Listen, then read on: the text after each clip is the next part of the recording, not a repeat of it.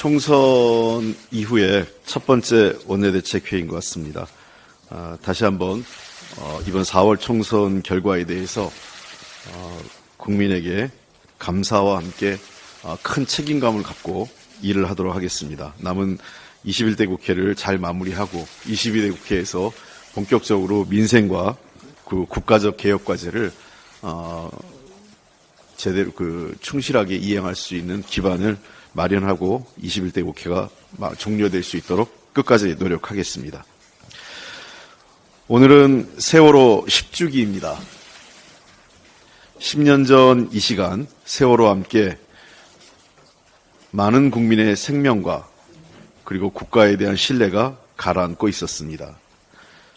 304명의 희생자를 추모하며 유가족과 생존자들에게 깊은 위로의 말씀을 드립니다.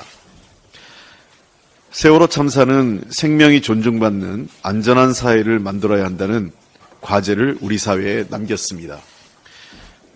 그동안 일정한 노력과 진전이 있었지만 여전히 미흡하고 부족한 점도 많습니다. 민주당도 책임을 느끼고 성찰합니다.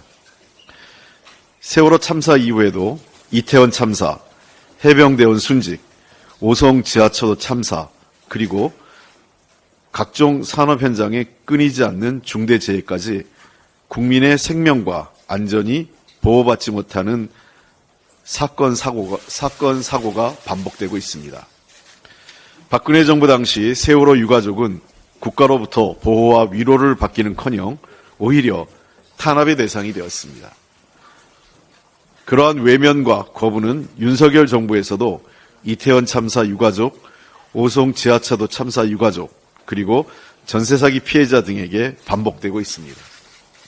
이뿐 아니라 윤석열 대통령은 대한민국의 언론 자유, 농민, 간호사, 노동자, 그리고 대통령과 김건희 여사 범죄 의혹의 진상규명을 바라는 국민들까지 모조리 독선과 오만으로 거부했고 이는 결국 이번 4월 총선의 국민적 심판으로 이어졌습니다.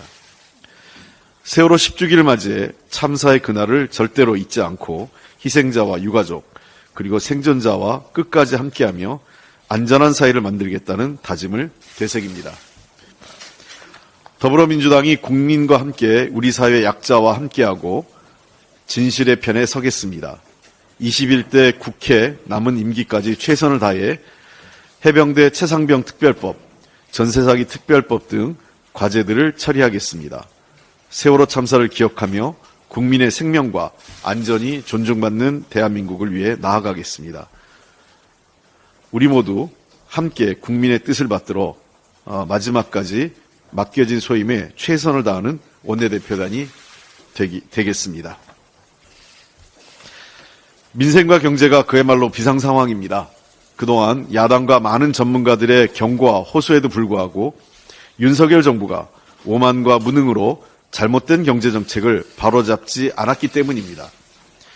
기존의 어려움에 더해 최근 이란의 이스라엘 공격으로 인한 중동 정세 악화까지 겹치면서 두바이유 가격이 배럴당 90달러를 넘었고 최대 130달러까지 치솟을 수 있다는 전망이 나오고 있습니다. 어제 원달러 환율은 1384.0원으로 마감되어 1380원 선이 무너지고 조만간 1400원대도 넘어설 것이라는 위기감이 고조되고 있습니다. 이런 환율은 IMF 외환위기, 2008년 글로벌 금융위기, 그리고 윤석열 정부 당시 김진태 강원도지사발 위기 때 이후 최악의 수준입니다. 그러나 윤석열 정부는 이를 극복할 능력도 의지도 없음이 드러나고 있습니다.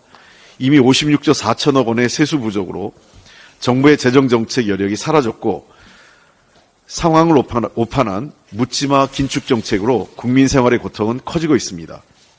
상황이 이런데도 정부가 내놓은 정책이 유류세 인하 연장이라는 관성적인 탁상 정책밖에 없다는 것이 매우 실망스럽고 안타깝습니다. 유가와 환율의 급등은 고물가로 이어져 취약계층과 서민, 소상공인 등이 가장 큰 직격탄을 맞게 됩니다. 이대로 국민의 삶을 방치해서는 안 됩니다.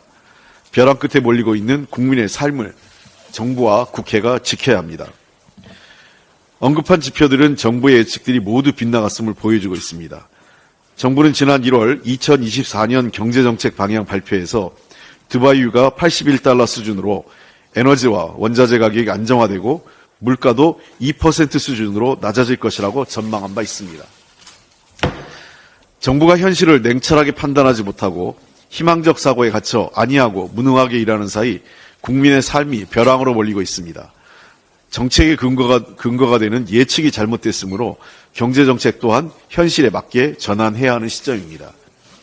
윤석열 대통령은 어제 국무총리를 만나 국정의 우선순위는 민생이라고 밝혔지만 이것이 말뿐이고 여전히 국정기조는 변화가 없습니다. 민주당은 서민과 소상공인들에게 버팀목이 될 정책들을 준비해서 총선에서 공약한 바 있습니다. 가계대출 원리금 상환부담 경감을 위한 가산금리 항목 합리화와 중도상환 수수료 면제 추진, 월세 세액공제 확대, 통신비 세액공제 신설, 교통비 절감을 위한 청년, 국민, 어르신 패스 도입과 함께 소상공인과 자영업자를 위한 임대료와 전기요금 지원, 대출이자 경감, 저금리 대환대출 확대, 자영업자 고용보험 가입 지원 등 실질적이고 구체적인 정책을 추진해 나가겠습니다.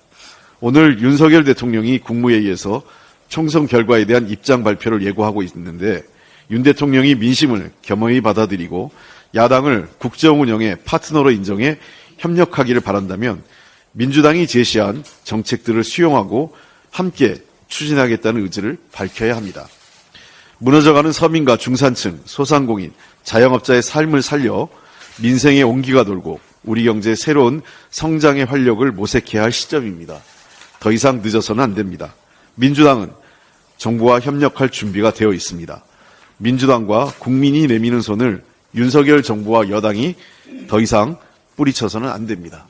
이제 민생을 위해서 함께 지혜를 모으고 힘을 합쳤으면 좋겠습니다. 이상입니다.